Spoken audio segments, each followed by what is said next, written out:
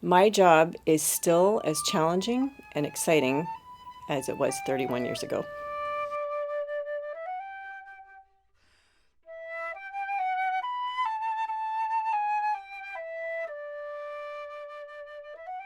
Hi, I'm Joanna Gaffrere. I'm principal flutist of the National Arts Centre Orchestra. I will be performing Mozart's Flute Concerto No. 1 in G major. We talked about a few different classical concertos, but came back to this one, which is basically the best one we have, and people know it. You can never play this piece too much, I think. The first movement is marked Allegro Maestoso, so with majesty. It's not too fast and very proud and joyful. And I always tell my students that if you can get a good feeling on the very first note of the piece, then everything that follows will be in the right character. So we work on that first note quite a bit. I'll play the opening theme.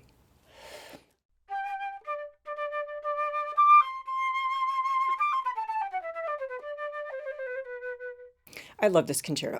It makes me so happy to play it. We have quite a lot of technical showmanship in this movement, and it's just got a real energy to it that's infectious.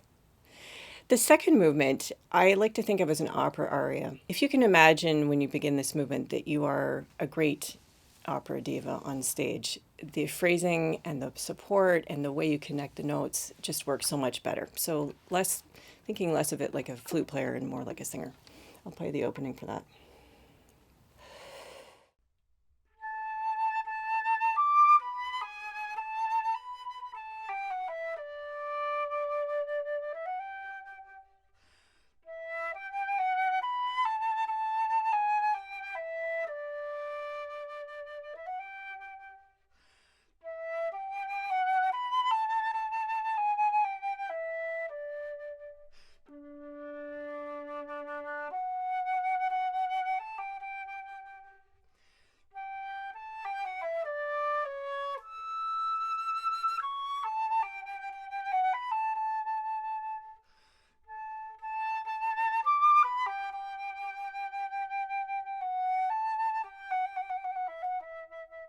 If you think of all the other wind and brass instruments in the orchestra, they all have their mouth completely covering or against a mouthpiece, whereas we still have an open mouth in a way. We still have an opening. And we talk a lot about resonance in the head, in the mouth cavity, all that stuff that singers talk about. And I think we really have a lot in common. And we also make a lot of our own resistance in our playing the same way singers do. And I think this brings out the best in this movement of the Mozart Concerto. The third movement, I've got a new inspiration this time. I've started thinking of it more like a violin concerto. And during our years with Pincus, he often would speak to the wind section in stringed player terms, play with an up bow sound, play with a down bow sound, etc. And this has really stuck with me through the years, and I found that it's been very helpful in articulation on the flute. How would a violin bow this?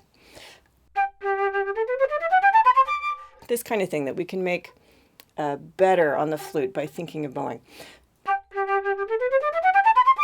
And an up bow sound for the beginning.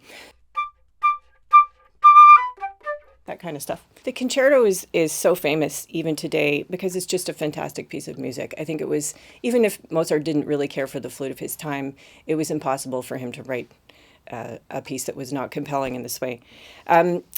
Flutists all over the world learn this piece. Any serious flutist who's a student will learn it. I started learning it when I was about 14 years old. So this piece has been with me for a very long time. It's asked on pretty much every audition, for every orchestral audition.